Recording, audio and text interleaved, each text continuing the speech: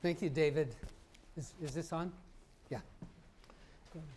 So thank you, David. I don't know about you guys, but when I came up here this morning, I was feeling pretty good, and then David tells me I have to give up my iPad, and Ed tells me I'm not a kid anymore. So I think I'm going to have a midlife crisis and go buy a red sports car this afternoon. But before I do that, I want to talk about California. And I've titled my talk, Taxes, Weed, and War, because what I want to do is talk about some things that David didn't talk about that are going to happen in this election that have the potential of affecting our California forecast. And the way I want to do that, well, let me tell you what these pictures are. The first one is Jerry Brown holding up a sign, yes, on Prop 30, which was the temporary tax surcharge on the highest income earners in California. That's now, the temporary part is now into question. The middle, some of you, this was 40 years ago, but that's the first Cheech and Chong movie, Up in Smoke. And this is where Cheech Marin is getting this giant joint from Tommy Chong, and he said, whoa, that's a Big Mac. If you haven't seen that scene, it's on YouTube. It's hilarious. It's hilarious about the 20th time you watch it, so it's well worth watching. The third one is the last time we had a trade war, and that was in the 1930s. That cartoon is from 1929, showing free trade advocates who were Republicans and protectionists who were Republicans going in different directions. That was the Smoot-Hawley tariff. So those are the three topics that I want to take up with California. Doing that first with an employment retrospective, where are we at? And then the three topics I just talked about, and that will lead us to the forecast. So let's begin with where are we in California? What you see here are two lines. The lower line, the green line there, is non-farm payroll employment. On the left is the last peak before the Great Recession, then it dips in the recession, and then we get kind of a constant increase up to the point where we are 6.7% above our previous peak. So record payroll employment. Now that doesn't include the self-employed, it doesn't include 1099 contractors, it doesn't include family businesses. This is the small business aspect, something that we want to talk a lot more about today. But you find those in the top line, which is from a different survey, the household survey. And this is not number of jobs, but number of people employed. That's 7% above the previous peak. So we're at record levels now in California. And in terms of the distribution of jobs, it's a pretty wide distribution. On the right, you see manufacturing. That's a long-term decline here in California. And then mining, and that's petroleum in Los Angeles and Kern County. But everywhere else, you've got positive growth.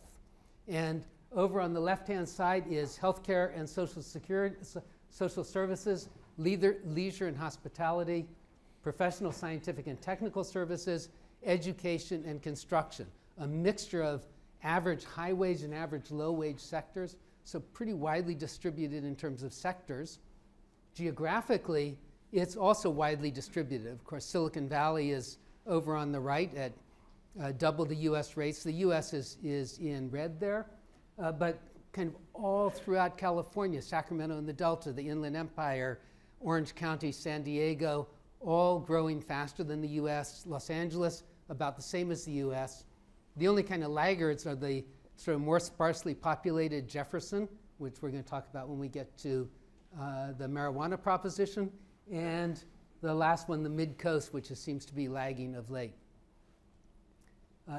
So the question is, when do we get to full employment? David said the US is getting to full employment. What about California? And one way to measure it is to look at the employment to population ratio. And this is the employment to population ratio of the prime working age population, 18 to 64. And you see kind of a downward trend, but on the right, where we are now, that increase in employment to record levels, that's giving us this increase in the employment to population ratio. Is it back to where it was in 2007, because employment is? Well, no, because we've had population growth. And if you draw this line straight across, there's a gap there. And that gap's about 300,000 jobs. At the rate at which California is adding jobs, we'll be there in the first quarter of next year. But if you adjust this a bit for demographic changes, so millennials coming in and boomers moving out of this prime working age, you get something that looks more like that, and it's only 13,000 jobs. It means we're there. So, what is the truth? Maybe something in between. We are close to full employment now in California. So what does that mean? It means that employment and growth is going to be restricted by growth in the population, and that'll be growth in the population in California plus new migrants to California. And migration to California has certainly been slowed by the high cost of living here in the Golden State. So we're showing slower growth going forward. Okay, so let's turn to the three topics that I want to talk about that are going to be affected by the election. First is Prop 55, the extension of Prop 30 taxes on the highest income earners. And the argument for this is it solved the state's financial crisis. The money's going to schools. That's a good thing. The doomsayers said everybody would leave California and the California economy would slow. It hasn't happened. California economy is still one of the fastest growing in the US. So why not extend it another 12 years, basically make it permanent? And there are two reasons why maybe that's not such a good idea. So these are risks to the forecast if Prop 55 passes, and I think the latest field poll was 60% in favor. So it looks like it's going to pass. The risks, increased volatility in the tax stream. So California state government relies on the most volatile tax base you could imagine, which is the income of entrepreneurs. And that has a lot of volatility to it. What Prop 30 tax surcharges do is doubles down on that. Okay, so increased volatility, and we haven't seen that because we've been in a growth phase. And the volatility really hits, and I'm going to show you that in a minute, it really hits in the downturn. And the second is the difference between temporary and permanent. Now, we don't know where kind of the tripping point is, but as you raise taxes, so if you raise it temporary because we have a crisis, yeah, everybody pitches in and helps in a crisis. If it's permanent, it may be just, okay, that's soak the rich, and if I'm going to move my new startup company from Kansas City to the West Coast, maybe Seattle with zero income taxes might look a little better. So it may, if it's thought to be permanent, and we don't know the potential magnitude, but it's going to have at least some impact. Okay, so let me show you this. This is actual state surpluses and deficits. The reds are deficits, black surpluses. And if I can just put your attention over there, those are the two deficits in the Gray Davis and Arnold Schwarzenegger administrations. And those are directly attributable to the fact that state government is funded heavily on the highest income earners. So now we've increased that reliance, and it's not a big leap to say the next downturn that we have, and we will have one, we're going to have a bigger swing in this, a relatively bigger swing. And that means more state programs are cut. If that occurs during our forecast horizon between now and 2018, and we're not forecasting that, but were it to occur, that's a real risk to the forecast. Okay, the second, coming back to Cheech and Chong, legalization of recreational marijuana. And the two questions we want to ask, questions that, or statements that have been made about this, is one is, okay, so, you told us about the volatility, but hey, we're just going to tax marijuana and we're going to be good. Does it solve the state's revenue problem? And the second is, this might be a new driver of growth in California and just, really keep that engine of growth going. Well, we don't know a lot about this, but what we do know comes from Colorado. And so I want to show you some data from Colorado. That vertical line there is 2014 when recreational marijuana became legal in Colorado. And the referendum was in 2012. So to the left is well, they call it retail marijuana. So let's look at this. This is sales tax revenue, and that's retail, and it's growing. So you kind of expect it to grow, and that may be just increasing popularity. But when people are buying marijuana for recreation. Maybe they're not buying alcohol. Maybe they're not going to the movies, doing some other things. So there may be some substitution going on here. But one of the things that's happening in Colorado that's relevant for California is marijuana tourism. So I'm going to come back to that. And you might think that this is just a switch from medical marijuana to retail marijuana, but in fact, the medical kind of stays flat. So, so you're not getting that sort of switch. And you might think it's a switch from alcohol, but that's alcohol. So it's coming from someplace. And some of that, again, is tourism. So if we take Colorado and just kind of gross it up to California, what do we learn? Well, state revenue, about $500 million to $1 billion. That's nice, but on a $127 billion budget, it's less than 1%. Is not going to solve that Prop 30 problem.